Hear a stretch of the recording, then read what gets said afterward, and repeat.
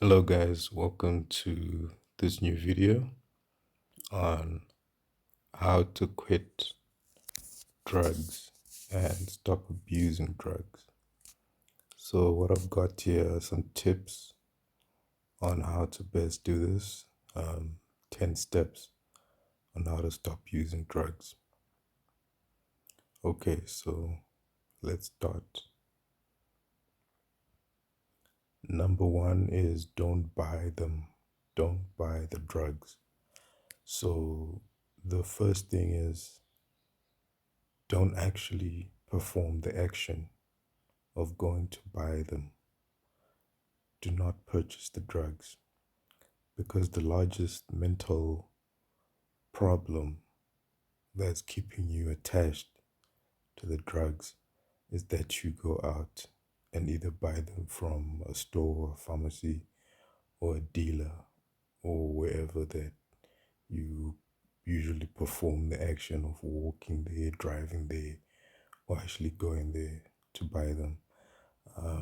So that's the first step that you need to get out of your system. Okay.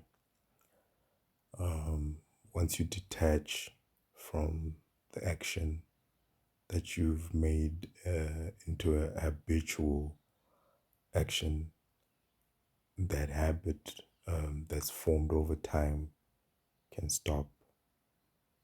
All right. I hope you understand this part. It's very important. And it's one of the main reasons why drug addicts stay addicted. So I'll just try and speak briefly on this and just to keep the video short and get straight to the point with each one of these points, okay? Number two is to stay away, all right? Know it will end. That's the mentality you should have. Stay away from the drugs, and that should be your main focus to distance yourself, okay, from the use of the drugs, and to always have the mentality that you know it will end, okay? Whilst you're staying away from them, you will obviously be battling to stay away, but know that the battle will end. All right. Let's go to step number three, which is to avoid the friends that you made in the past that use those drugs with you, or they may be friends that introduce you to the drugs. So avoid those friends. I know this is a hardest part. I know this is very hard. It's actually one of the hardest parts. But this is also one of the key parts, all right, which is staying away from those connections and relationships that are actually harmful to you. Okay? So don't take this for granted, guys. It's even more important than not buying them, because if you go to see a friend who used to be a partner in the drug use, you will end up going back to them, as they can give them to you even if you didn't buy them and you haven't used in a while. You might be excited that you haven't used, and then you go back to your friend and they end up giving you those drugs so that you can use them again. So stay away from people where you're vulnerable in terms of getting back into old habits. Stay away from people that are also into bad habits, and mainly stay away from the people that promote the use of bad substances. Okay. All right. Number four is sleep. All right. Or meditation. So this point, what I really meant is that you should use meditation, time alone, reflection, staying in silence, and even sleep itself, guys. Sometimes you can even sleep during the day. Don't forget this part. When you're battling your demons, you can just stop there, go straight to bed if you can, and if you have the time or are capable of doing that, then use it. Okay, get into your bed and actually sleep for an hour or two.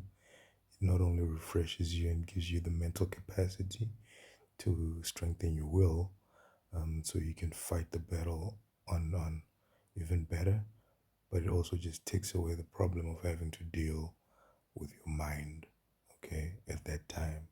So you can use that for 2 to 3 weeks, whilst you're going through that toughest phase, all right, of leaving the drug use. And let's carry on. Number 5 is start cutting slowly, all right. So you don't have to rush into it. Know that it takes time, and you can start little by little. You can always start with the first step in order to achieve your goal. Um, you don't have to worry about taking the biggest steps in the beginning.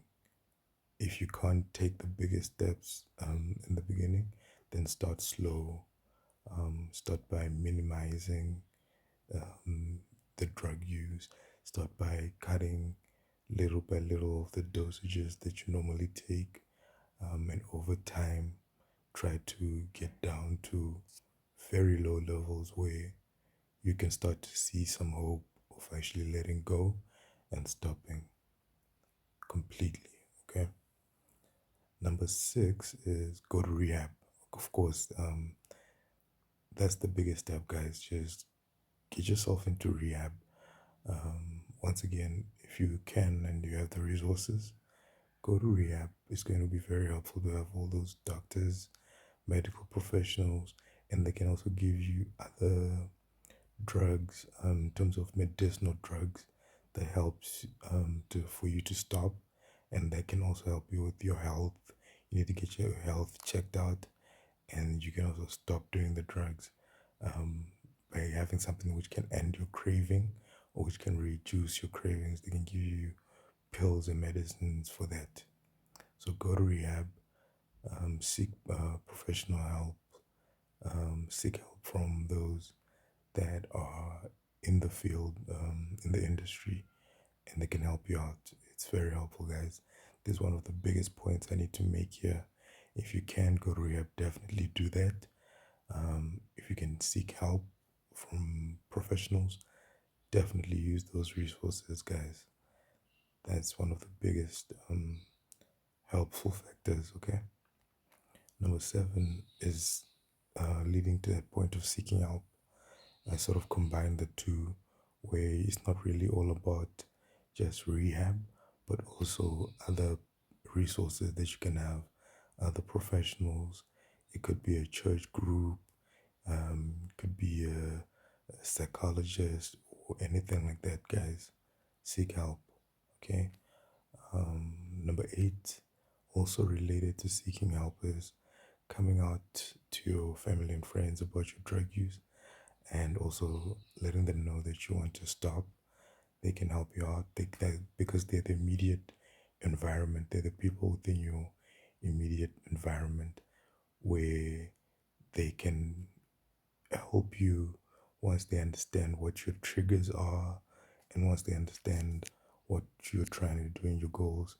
They can also encourage you and give you moral support and emotional support, um, and sometimes even financial support if you don't have the funds yourself to buy medicines or go to rehab. You can also get that, guys. So don't be trying to fight this fight alone. Definitely include your family and friends. And by this time, I'm talking about your good friends, guys. If you have good friends that are not into drug use, those ones can definitely help you as well.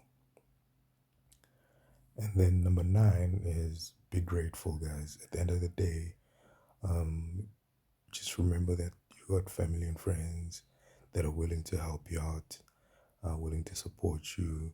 They've been there for you even whilst you were using them, without being judgmental. Try and find people like that, guys, and be grateful for those people. Constantly, appreciate your life, and know that it's not hopeless. Okay, so this helps you to stay hopeful, guys, to stay within the right mental space. Okay. And number 10, once again, I just want to keep this video short, but number 10 is the most important one. It's don't actually crave the drugs, okay? This is the most important part. Once you've let go, you've gone through the process, you've stopped using the substances, your family and friends have supported you, and you've got relationships that are solid and good for you. You no longer have friends that do the drugs. Um, you're now basically in a new lifestyle. It's now just important for you to manage yourself and do not crave the drugs, okay?